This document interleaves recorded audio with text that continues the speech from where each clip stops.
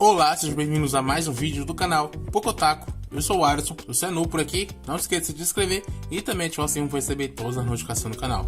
O link das redes sociais vão estar aqui na descrição, então segue a gente lá, deixe seu like no começo do vídeo para estar nos ajudando. E no vídeo de hoje, vamos estar falando sobre One Dead, One Lucky, que é um dos animes dessa temporada que tá prometendo muita coisa. Esse primeiro episódio já foi magnífico, eu sei que eu tô um pouco acelerado, mas é porque ele foi muito bom, realmente.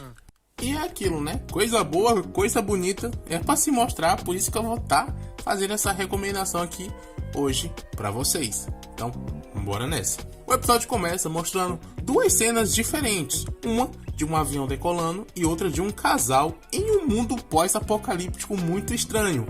E quando esse casal eles finalmente se aproximam e se beijam, o avião que estava saindo acaba sendo atingido por um raio e explodindo.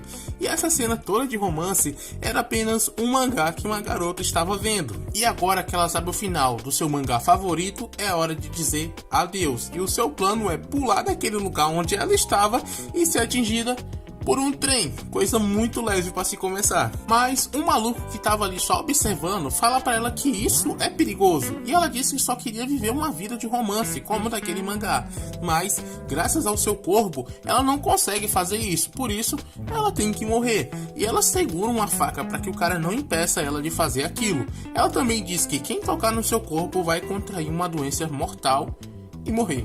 Simples. Mas, ao contrário do que ela conseguiria imaginar, aquele cara, ele mesmo se aproxima e se esfaqueia com a faca dela. E ela fica em choque com isso. Mas, ele só fez isso para saber se o que ela falava era realmente verdade. E ele começa a segurar ela pela bochecha e retira ela de lá. E por ter tocado nela, ele começa a pensar o que vai acontecer com ele, aonde é que vai começar a doer. E ela só avisa que lá vem o seu azar, e o local onde ele estava desmorona e ele acaba sendo atropelado por um trem. Nisso, ela começa a pedir desculpa porque outra pessoa acabou morrendo por culpa dela, mas a cabeça do cara acaba aparecendo ali voando, e ela começa a falar que agora entendeu que esse negócio de doença é só para disfarçar e para proteger as outras pessoas. Em uma cena muito irada, ele começa a regenerar o seu corpo ali na frente dela.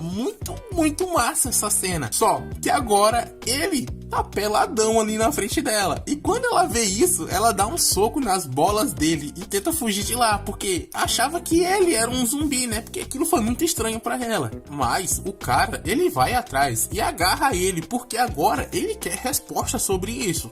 Mas a polícia tá vindo até ali, e o cara resolve que vai levar ela de lá, os dois fugirem junto.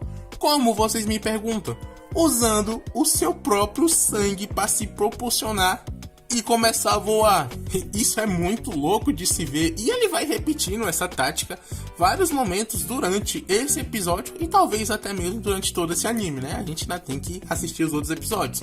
E quando os dois estão no topo de um prédio, ele explica como faz isso, que basicamente ele regenera sua perna muito rapidamente, assim ele ganha um impulso que faz com que ele se mexa. Simples assim, muito doente, mas muito simples. E enquanto ele tá explicando tudo isso, ela tenta dar o fora de lá novamente, mas novamente ele vai e segura ela, só que dessa vez pelos pés. E ela ainda tenta avisar sobre o seu azar, mas ele diz que deve ficar tudo bem, desde que ele esteja segurando ela através das roupas. Ele quer saber mais sobre isso, sobre esse poder misterioso dela.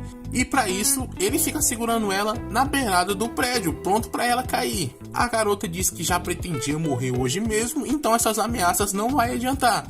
E ele leva isso pro lado pessoal e começa a rodar com ela lá em cima do prédio, até que ela decide contar tudo, porque ela não estava preparada para morrer ali. E ela começa a explicar que tudo começou há 10 anos atrás, quando ela tinha apenas 8 aninhos, e seus pais estavam indo trabalhar no exterior, e na despedida ela deu um beijo na bochecha de cada um deles. E meia hora depois, o avião explodiu, matando 270 pessoas que estavam a bordo dele, incluindo os seus pais. E foi assim que ela descobriu que as pessoas que tocam no seu corpo acabam se machucando. Mas ela também sabe que esse grau de desastre, vamos dizer assim, pode variar de acordo com um toque. E o cara, ele começa a abraçar ela por trás, porque quanto maior o nível de toque, maior o infortúnio. E ela começa a se debater e fica ali assustada, porque ele não estava ouvindo a sua história de antes. E, bem, ele acaba sendo atingido por uma caixa de banana que caiu de um avião. Esse foi o infortúnio que ele ganhou por ter tocado nela novamente. E novamente ela aproveita essa oportunidade para tentar fugir, mas ela acaba escorregando em uma daquelas bananas e começa a cair de cima do prédio. E enquanto ela tá caindo, ela começa a pensar se sua vida realmente vai acabar daquele jeito, sem ter experimentado nada, nem moda, nem sequer o amor. E até mesmo o mangá que ela tava lendo no começo começa a sair voando. E assim ela percebe que ainda não tá pronta para morrer. Mas em uma cena iradíssima, o morto-vivo pula e salva ela, assim como também salva o mangá dela. Ele diz que não vai deixar ela morrer tão fácil assim, não agora que ele finalmente encontrou alguém que pode dar uma morte real a ele. E ele quer saber essa regra que ela tentou esconder dele, que vai causar a maior explosão de má sorte para ele. E para saber disso, ele resolve levar ela ao seu esconderijo. E enquanto os dois estão indo embora, é mostrado que tem algumas pessoas observando eles. E essas pessoas estão caçando exclusivamente eles dois. Já no esconderijo, o morto-vivo ele quer tocar na maior área possível do corpo dela. Então, ele pede para ela tirar a roupa. E a garota, com toda a certeza desse mundo, ela fica assustada e sai correndo, porque com toda certeza ela não iria fazer uma coisa dessa. Os dois começam a correr por todo lugar, até que ela acaba perdendo a sua jaqueta e a touca que ela estava usando, mostrando que seu cabelo estava enorme. O morto-vivo ele chega até onde ela e elogia o cabelo dela, fala que estava muito bonito, e ela começa a chorar porque ninguém pode cortar o cabelo dela. E assim ele se comove com isso e decide que ele mesmo vai cortar o cabelo dela.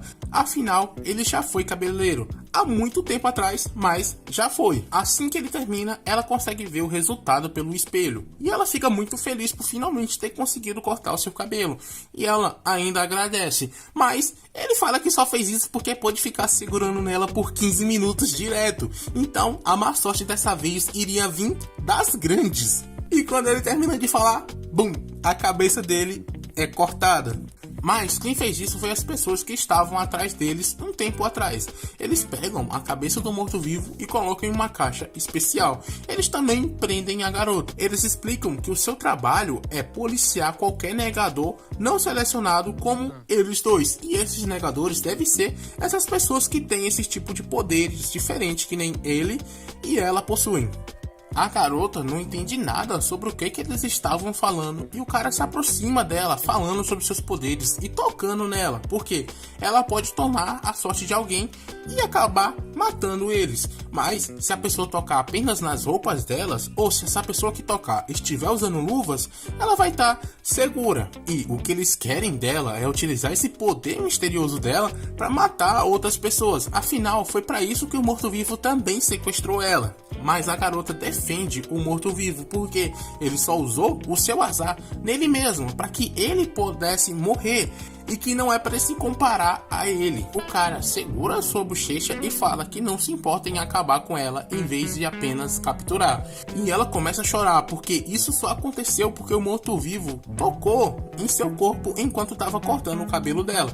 Mas ela estava muito feliz por ele ter feito isso. E bem, um raio cai e acerta exatamente o cara que estava segurando a cabeça do morto-vivo. E isso não foi coincidência de ter acontecido. Realmente foi o azar dela funcionando. Meio tarde, mas funcionou.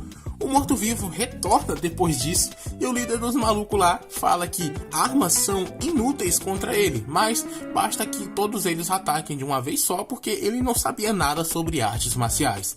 Mas o morto-vivo retira aquele ferro que ele tem na sua cabeça e isso faz com que ele acesse as suas memórias do passado. E daquele jeitão, peladão mesmo, ele faz a limpa em todos os capangas que estavam ali em cima. E depois disso ele fala que agora entende que pode haver algum tipo de atraso no azar dela, dependendo do que façam com ela. Dependendo do tipo de toque, do que tocou, da parte que tocou, tudo isso vai influenciar no nível de azar que vai vir pra você depois disso. O outro cara, ele fica impressionado com as habilidades do morto-vivo, mas ele utiliza a garota como refém para fazer o morto-vivo entregar sua cabeça para ele. E o cara, ele faz isso, ele enfia a faca no seu próprio pescoço e começa a cortar. A garota, ela vai falando que não quer que ninguém morra mais por ela, por causa dela, mas o morto-vivo já tinha terminado de cortar a sua própria cabeça. E isso faz ela ficar com muita raiva, porque ele não tá escutando as coisas que ela tá falando. Mas o morto-vivo diz que não dá a mínima para as opiniões dela.